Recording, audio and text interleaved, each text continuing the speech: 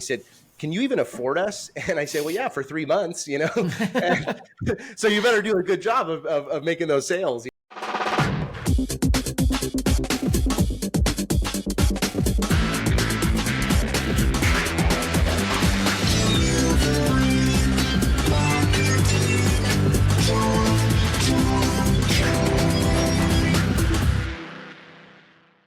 Hey there, and welcome to the brand new episode of Delivering Marketing Joy. I am your host, Kirby Hossman, and joining me today is a brand new rock star. Super excited to dive in today. He is a leader in creative digital performance marketing and a wildly successful entrepreneur. He's the co-founder and CEO of Noble Studios, Jarrod Lopiccolo. Thanks so much for joining me. Kirby, thanks for having me. I'm looking forward to diving in and just talking shop about entrepreneurship, leadership, and everything in between. I love it. I love it. So like I said, you are obviously a leader and an entrepreneur, as I did my research on you. And so I want to talk about that. Let's start there. As those of us who lead organizations, whether you're the entrepreneur or you're the leader, we need to have the right attitude, I think, sometimes, right? So can you talk about the connection between attitude and leadership? Yeah, it's something that I'm quite passionate about. Oftentimes people, when they have a conversation like, wow, that guy's got a lot of energy and, he's really positive. And I feel like, when you think about all of us as entrepreneurs or leaders have something to sell or an experience to provide or, a product or good you want in someone else's hands. But the reality is we all buy and shop and are inspired by people. And I feel like people is that sort of variable. And at the end of the day, when you have a positive attitude, really you're leading with authenticity, with humility, with empathy, and that creates a culture that wants to be around that, right? They feel safe, they can fail. You don't want them failing the same thing over and over again because we're not learning, but they need to feel safe to bring their whole selves to work. And as we all know, people don't quit companies, they quit managers. And oftentimes it's a toxic relationship, AKA comes down to the attitude. And we've all been there on a Monday when Fred or whoever else comes into a 9 a.m. meeting and with a bad attitude, and what that does for those team members for that day and the rest of the week, versus if Fred comes in with a positive attitude, 9 in the morning and gets everybody fired up because he had a great weekend or she had a great weekend or whatnot, and what that effect does to everyone. So one thing I'll just leave with everybody is that whenever you start a meeting, if you haven't talked to this person in a week or whatever it is, try to start with what I call the segue. And it's one positive piece of personal news in the last 7 days and one positive piece of business news in the last 7 days. So it keeps everything anchored to positivity. And what you would find is what people value, what people hold close to their hearts, what represents their own character or their own brand.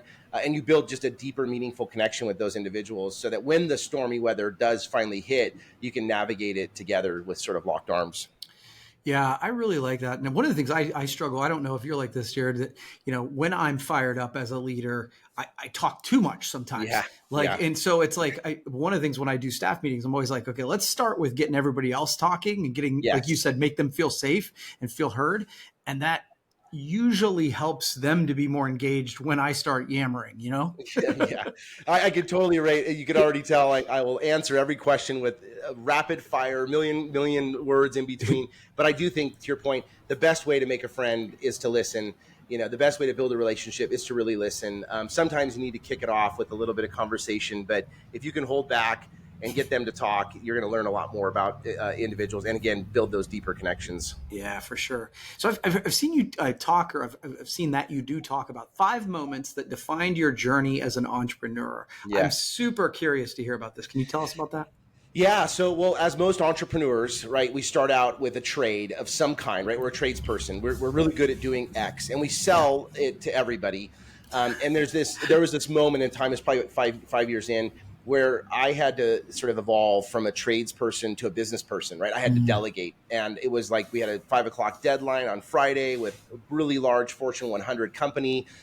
We weren't going to make the deadline. And, and I had this moment in time where personal and business was conflicting. And I was trying to choose business over personal. And the team was like, Jarrod, it's okay. Like, let it go, And so at that moment, what I realized was this concept of delegation. And this was really the first tip my toe into the big pool of transitioning over to being a business leader.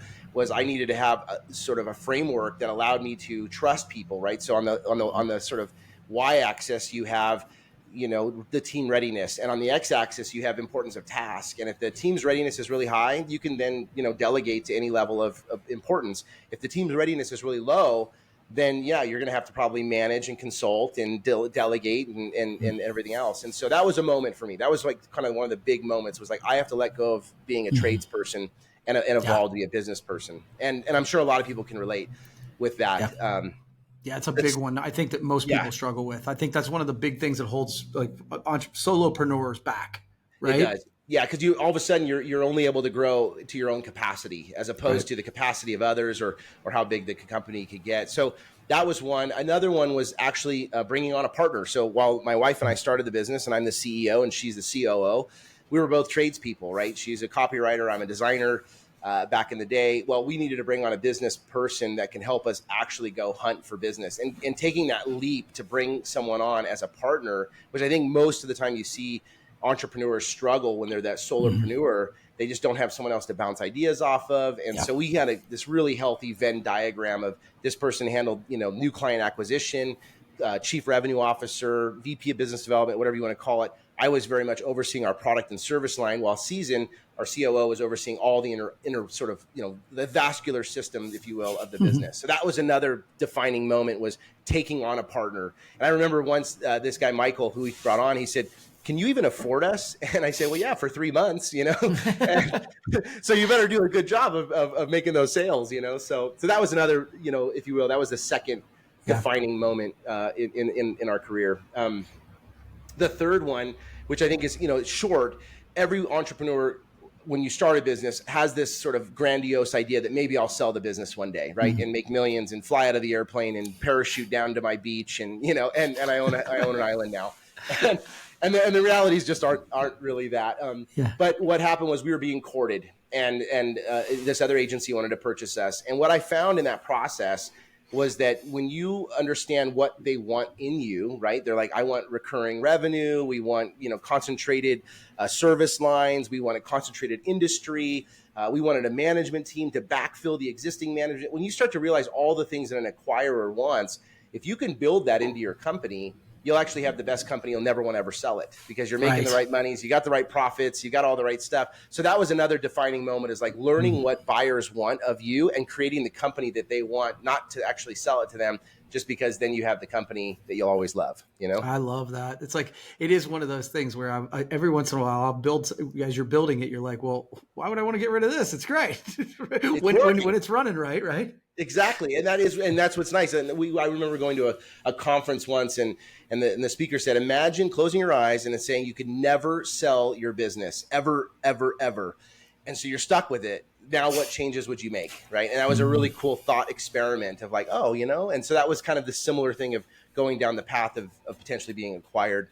I would say the fourth thing, which I think every business really, truly struggles with. It's rare to see that a business gets started with the mission and vision that never changes. And what I found was, after about 10 years in, we had to revisit our mission and vision. We weren't focused on, what we could do and be the best that we could be in our industry. And so by really refining our vision and mission, it gave us our core principles and values. We built everything off of it, right? Every type of team member we'd bring onto the company were vetted through our core principles. Every client we would acquire and bring to our roster was aligned to the vision and mission of where we wanted to go. Every partnership that we built was around that. So that was our another sort of big moment, defining moment, was really looking inside and planning our vision and mission, so that every decision we made afterwards was just in alignment. Yeah, that's really powerful. And that one, you just don't think you have it until you actually go through the process, and you're like, oh wow, we were missing quite a bit. And now everything, like as we do Employee of the Month or Employee of the Year, they get awarded based on our core principles. So it's built into everything. All of our reviews, when we do annual reviews, it has our core principles built into it. And so it's critical to do that. And then I would say the fifth one was really about us wanting to expand into different markets. And this is pre-COVID, right? So we have an office in Reno, Tahoe. We have one in Vegas. We have one in the UK. We had one in San Francisco. But it was this concept of how can we replicate what we've created into a different market? And then you look at your business totally different when you're like, it's a brand new market, different population, different industries that are there, different networking groups, different communities, like all those things. And when you can actually carbon copy your business and bring it into different geographies, that was a big defining moment for us, because we had to build all these methodologies and philosophies and processes and checks and balances and scorecards, so that we measured what we wanted to improve. So I would say that would be the 5 biggest valuable lessons that I learned throughout our entrepreneurial journey. Yeah, and it's funny. I think they build upon each other, right? As I'm sitting here listening to you, right? Because I'm sitting here thinking you can't do that in a different location if you don't have the processes that the people who'd want to buy you would, like, you know what I mean? Like, it all kind of ties together. It does. Well, I imagine every entrepreneur or even leader, when we all are on our own journeys, and there are those defining moments in our careers that, to your point, they're going to build on each other. And I think that, it's definitely those are the ones that kind of defined where we are today. Cool. Well, you mentioned partnership in your answer there. And I think people throw that term around a lot. I always joke that you want to be a partner when you want a favor. But right. But most people don't really seem to mean it in real life. So how do we develop real client partnerships and not just what you call vendorships? Yeah, no, this is great. I believe it's in our core that I'm all about building deep, meaningful connections and authentic connections. And so what I believe that each human has some way of connecting with another human. And I think that, you have to have that plus the piece that is what bonds a partnership together, which is you providing value to someone or some other organization. So that value part has to exist, right? You have to be able to say, yep, I'm doing exactly what my competitor would do, is solving a problem that you currently have, and I'm going to bring you value. But what really solidifies the partnership is when you make the human-human connection there. And I'll tell you, this is what was tested during COVID, during the pandemic, because right when this happened, to your point, like when you're a partner is when you're not on the balance sheet as a cost, but you're on the balance sheet as an investment. And that's exactly what we were. They looked at us as an investment. They let go of their internal team members, many of them, before they went to take us off of their balance sheet, because they saw us as future forward. They saw us as strategic. They saw us as owning their own problems, right? That we actually stayed up at night and stressed and cared about the same things that they cared about. And you can't really do that until you put yourself into another human's shoes and be empathetic and sympathetic to their needs. And you can't really do that until you've bonded, until you've created that connection. So I have connections with clients on hiking, drinking wine, old books, travel, family, sports, you name it. You'd be surprised how you might think you have nothing in common with someone, but just enough time and conversation, you find that thread, you find that connection, and then you mine it, and you're authentic about it. And if the value, the transactional value that you provide from one company to another goes away, you'll know it's a true partnership if you still have that person in your connections. I love that. Jarrod, this has been great. How can people find more information about you? Well, I'll tell you what, go to our website, Noble Studios. It's NOBLESTUDIOS.com.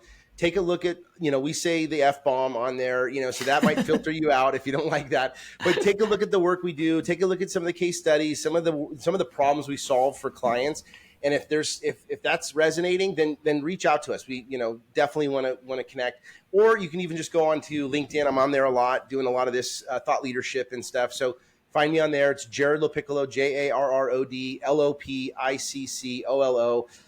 Shoot me a direct message. I always say, don't sell me shit at the very beginning. I know we all have stuff to sell, but just connect with me first, and I promise there'll be an opportunity for us to talk about our services and such. So we're going to wrap up, but man, we could do a whole podcast just on that right there, right? Can you take me on a date first, just one time? Once. I'm not ready to get married. That's exactly right. Well, Jarrod, thanks so much. This has been really fun. We'll have to do it again sometime. Okay. I would like that. Thank you, Kirby. Thank you. Absolutely. Well, that's going to wrap up this edition of Delivering Marketing Joy. We'll see you next time.